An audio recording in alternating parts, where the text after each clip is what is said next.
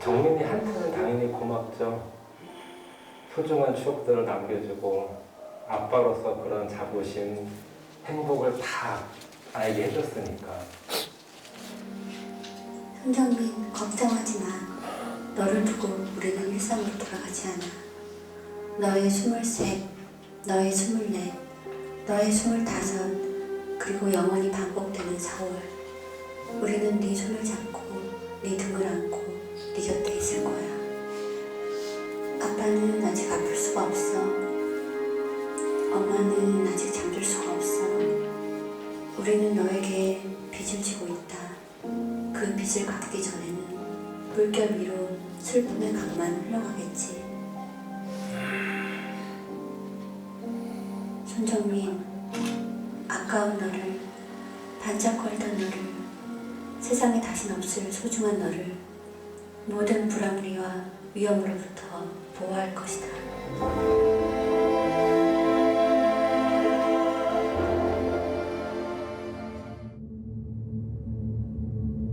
02시 10분경 산책로를 걸어가다가 대자로 누워있는 정민군 위로 피의자가 올라타 겹쳐 누운 채 주머니 쪽을 뒤적이고 있는 모습이 이상했습니다.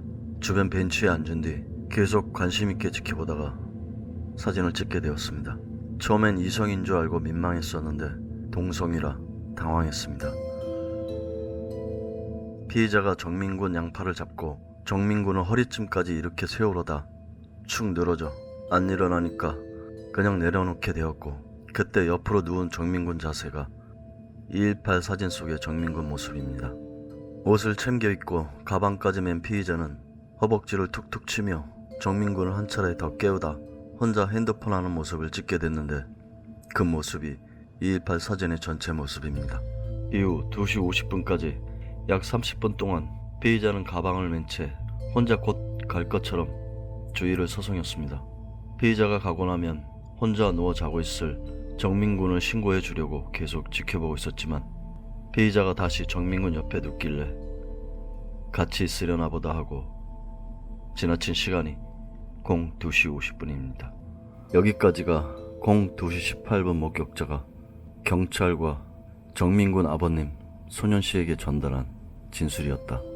하지만 2021년 5월 27일 서경청이 홈피에 게시한 수사 현황 발표에선 피의자가 겹쳐 누워서 주머니를 뒤적거린 행동을 두고 손정민 군을 흔들어 깨우는 장면이라고 목격자가 진술했다고 발표했다. 과연 경찰의 발표는 진실일까? 아마 제일 원망스러운 날이 그날일 텐데, 그들이 준비한 것이 집중적으로 돌아온 날이었고, 우리는 수사 과정을 알고 싶어서 서초서에서는 처음 이제 CCTV를 보자고 한 날인데, 그 똑같은 시간에 서울청에서는 기자들을 상대로 브리핑을 하고 있었고, 그 브리핑 내용을 저희는 전혀 모르는 상태에서 CCTV를 처음으로 같이 봤었고,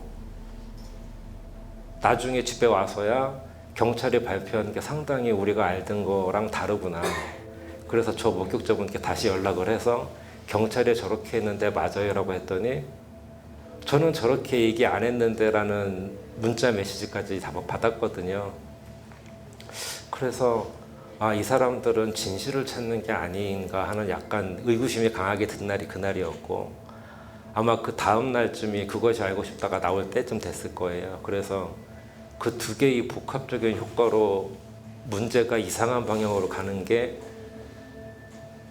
이제 세상에 진실하다고 느꼈던 제가 가장 혼란스러웠던 시기죠. 이렇게 몰아가는 건가? 그리고 오늘 궁극적으로 하고 싶은 얘기는 가끔 어떤 분들이 뭐 경찰이 다 밝혔는데 뭘 더 하냐는 좀 내용을 모르는 사람들이 하는 게 있다면 그날 중간 수사 발표 이후로 경찰이 밝힌 건 하나도 없고요. 있으면 한번 올려보세요. 경찰 홈페이지에 올라와 있는 건 그거 유일한 거고 그 이후로는 아무것도 얘기한 게 없는데 무엇을 밝혔다고 생각을 하는 건지 경찰이 밝혔다는 주장을 하는 사람이 있다면 밝힌 거를 내놔야 되는데 그날 이후로 밝힌 건 하나도 없거든요. 그러니까 2년이 되도록 이러고 있고 이렇게 많은 분들이 관심을 가지는 이유는 저런 사진부터 모든 것에 대해서 하나도 밝혀지지 않았기 때문이라고 생각합니다. 5월 27일 수사 발표 이후도 문제지만 수사 발표 전에도 당시 유일한 동석자에 대한 경찰의 증거 수집 시간이 너무 늦었다는 지적이 많았었다.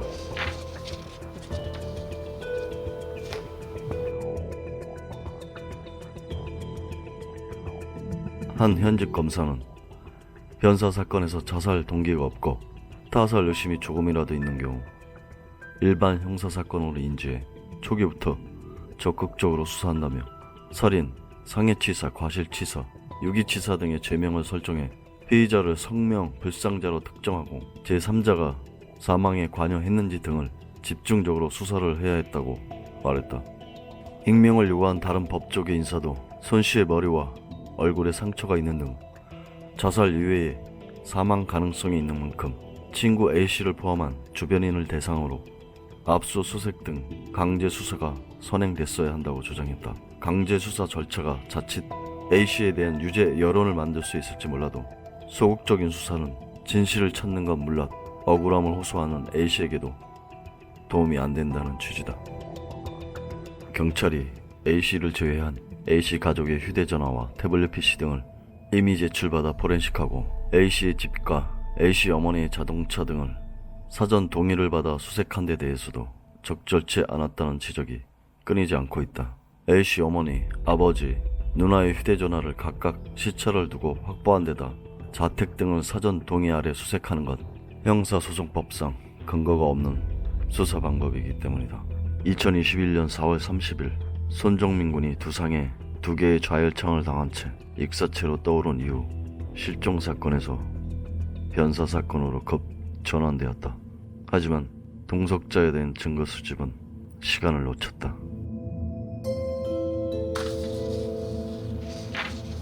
동석자 노트북 5월 4일, 동석자 모 블랙박스 5월 4일, 택시기사 블랙박스 5월 4일, 동석자 모 핸드폰 5월 7일, 동석자 부 핸드폰 5월 10일, 동석자 누나 핸드폰 5월 16일, 동석자 아이패드 5월 21일, 동석자 핸드폰 5월 30일.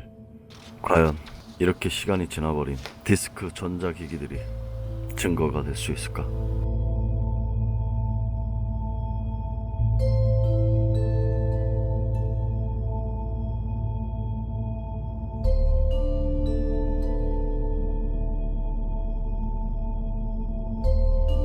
지금 저 장면 이상하지 않아요?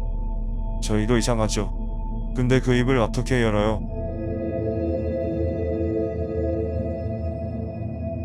일단 저 영상은 분명히 존재하는 영상이고요.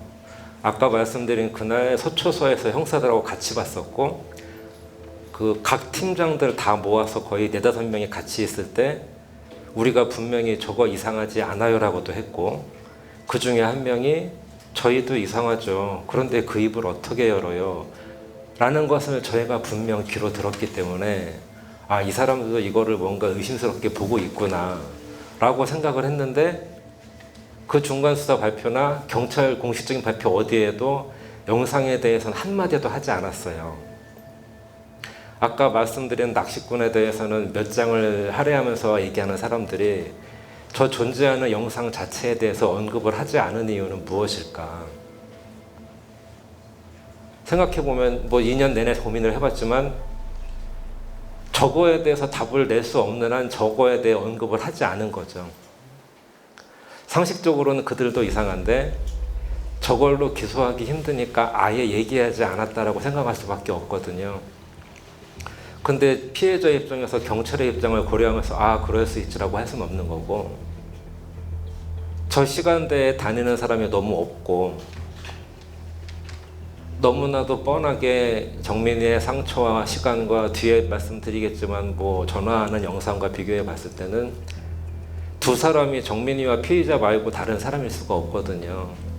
그러면 그 상태에서 수사를 발전시키는 거는 그들의 영역인데 그거를 그렇게 도외시하고 종료시킨다는 것 자체, 그러면 나중에 변호사건 심의위를 열었을 때 그 사람들한테는 저런 영상에 대해서 보여주기나 했을지 상식적으로는 안 보여줬을 것 같거든요. 그러니까 수사 내용을 다 알지 못하는 4명의 외부분들 오셨을 때 본인의 결론에 유리한 것만 보여주고 이렇게 생각했다고 하면 그 사람들은 한정된 정보를 가지고 그렇게 판단할 수밖에 없는 거고, 만약에 저런 영상을 보고 전화 내용도 듣고 피의자의 진술을 듣고도 그렇게 결정을 내렸을까, 그런 생각이 들지 않는데 그런 거에 대한 권한이 하나도 없기 때문에 경찰은 얼마든지 본인의 입맛대로 결론을 내릴 수 있다고 생각할 수밖에 없거든요. 2년이 지나든 20년이 지나든 저 영상은 존재하는 거고, 저 영상에 있던 2명이 누군지 제일 확실하게 알 사람은 딱 1명 있거든요. 근데 그 사람이 거짓말 탐지기 조사를 거부하고 기억이 안 난다고 해서 그냥 끝나는 게 맞는 거냐?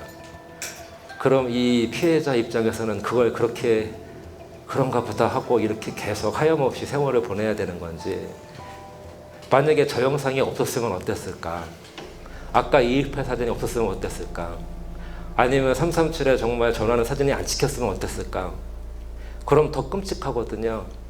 증거도 없고 모르는 상태에서 피의자의 진술에 의존할 수밖에 없고, 저 영상을 어렵게 찾아주신 분도 감사하지만 저렇게 분명히 있는데 저거에 대해 한마디도 하지 않는다는 것이 수사한다는 경찰이나 존재했던 피의자나 너무나 본인의 책임을 지키지 않고 있다고 생각 들어요. 3.3일이 발생한 장소는 피의자와 함께 술을 마신 자리 주변에서 유일하게 위험한 장소이기도 하다. 언덕의 각도는 45도 정도 된다. 하지만 사람이 뛰어내려가거나 굴렀을 때는 신체의 크기에 따라 각도는 더 벌어진다. 뭐야, 사진에서 본 거하고는 너무 틀린데? 생각보다 각도가 있는데 위에서 내려다보니까 다쳤을 것 같은데.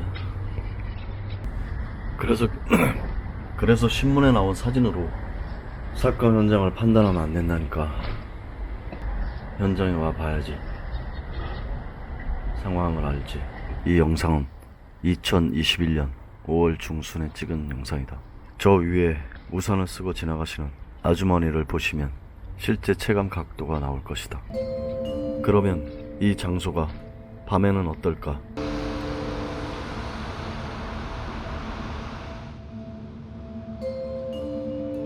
한밤중에 이 아래는 가로등 불빛을 언덕이 막고 있어 그림자가 형성된다.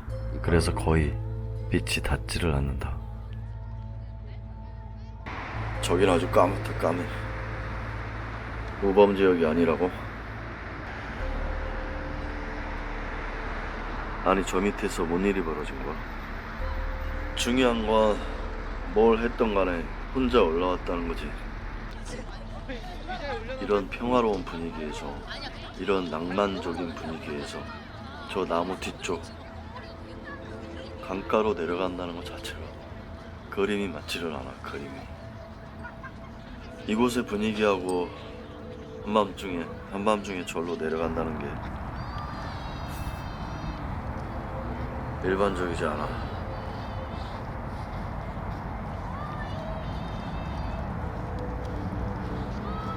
말 그대로 일반적이지 않다. 사건 또는 사고를 직감하게 된다. 사람들이 많았던 03시 이전에 이곳으로 둘이서 내려갔다면 꽤 많은 목격자들의 눈에 밟혔을 것이다. 하지만 03시부터 사람들은 빠져나가기 시작했고 03시 20분 이후 남아있던 6개 그룹에서 4그룹도 마저 빠져나갔으며 2그룹만이 남아있었다. 03시 20분 이후 귀가하는 사람들을 체크해보자. 영상 브리핑 시간상 조금 빠른 속도로 돌리겠다. 정상 속도의 영상은 이 부분만 따로 게시를 하겠다.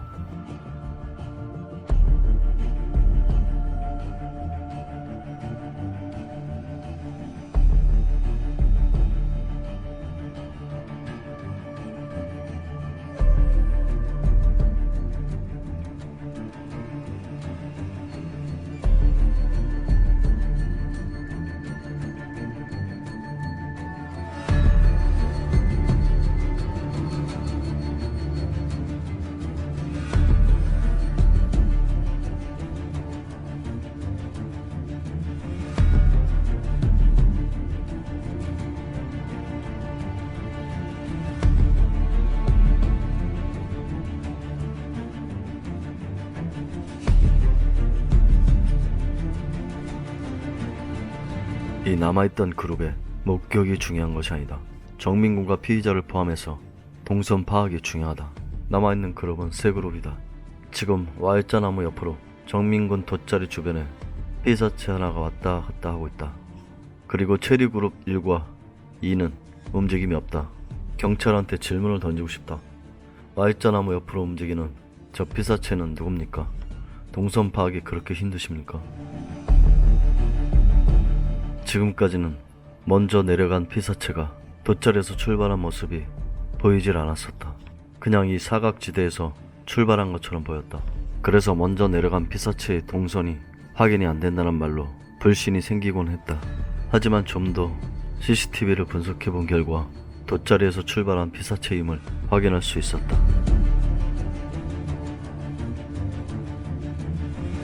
좀 전의 영상보다는 보정이 좀 덜 된 영상이다.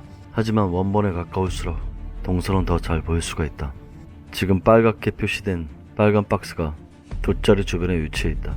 이곳에서 출발할 때 모습을 유심히 봐야 된다. 몇 번을 반복을 시켜주겠다.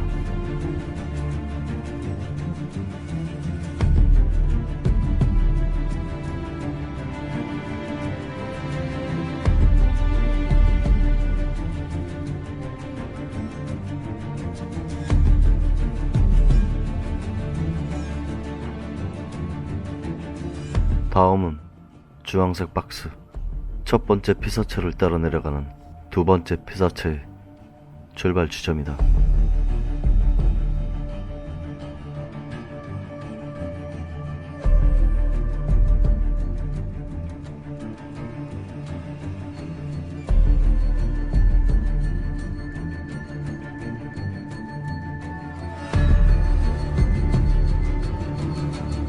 역시 돗자리 주변에서 출발하고 있다.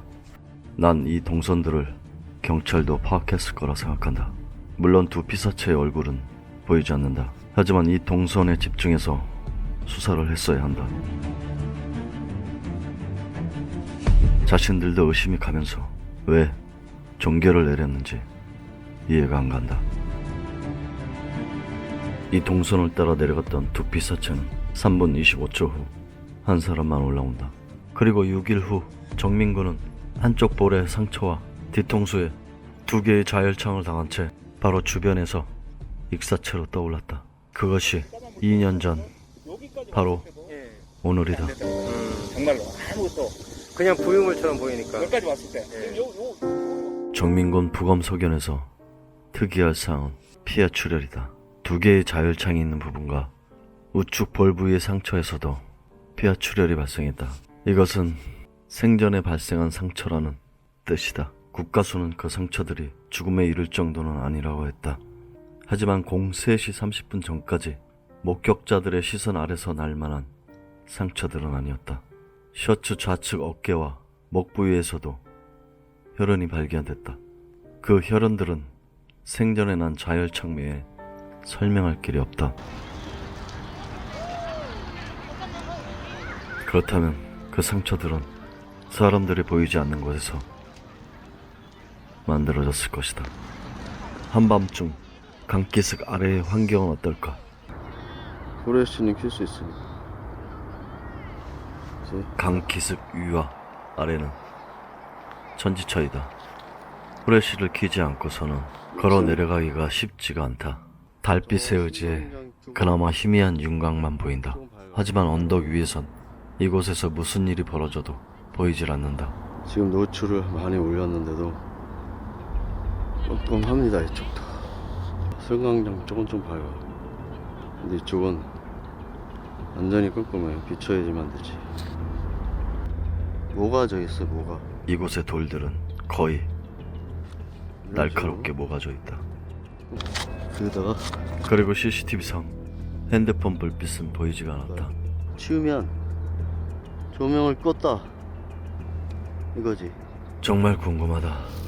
급하게 용변이나 구토를 하러 내려갔다 해도 3분 25초다. 3분 25초 동안 이런 곳에서 무엇을 했길래 한 사람만 올라온 걸까? 그리고 혼자 올라와서 돗자리 주변을 배회하며 조급한 실루엣이 확연하게 보인다. 저 실루엣이 누구인지는 알 수 없다. 하지만 지금까지 동선을 살펴봤듯이 03시 30분 이후 손정민군 돗자리 주변에서 움직인 피사체의 동선은 단 2개의 피사체로 좁혀진다. 대검찰청 앞입니다. 한강 손정민 사건 검찰 재수사 촉구. 시간은 지체되고 있지만 검찰의 수사력을 믿어본다. 이 사건을 의혹이 없게 마무리 짓지 않는다면 22살의 생을 마감한 정민군과 유가족은 물론 피의자도 평생 이 사건에서 벗어나 자유로울 수가 없다.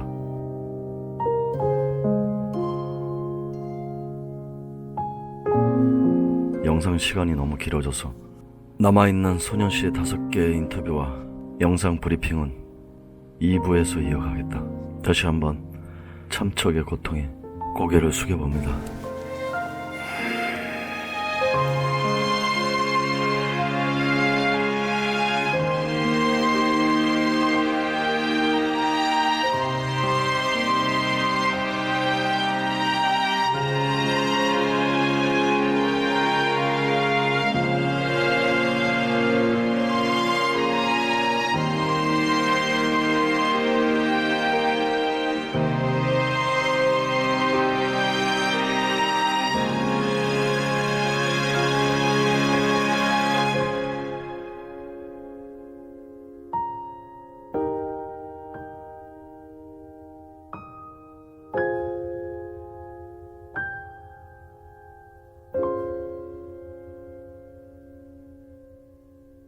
그러고 나서 그 다음 날 아침에 저희는 도대체 정민이와 피의자가 놀던 게 어딘지 궁금해서 현장을 찾았고 피의자 가족을 불러서 도대체 놀던 데가 어딘지 확인해 달라고.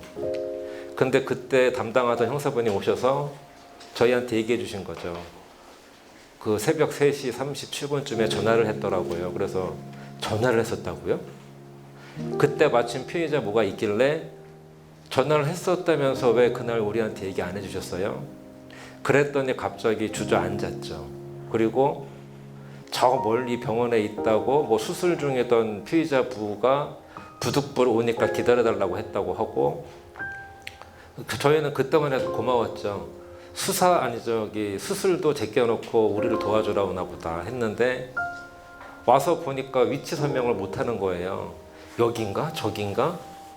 왜냐하면 저희는 그 영상들을 훨씬 뒤에 봤기 때문에 아무런 사전 지식이 없었으니까. 그런데 왜 위치를 이렇게 모르지?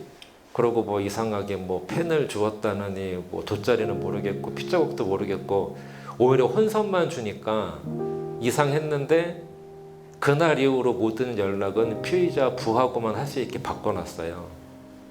피의자 모하고는 더 이상 연락할 수 없었죠.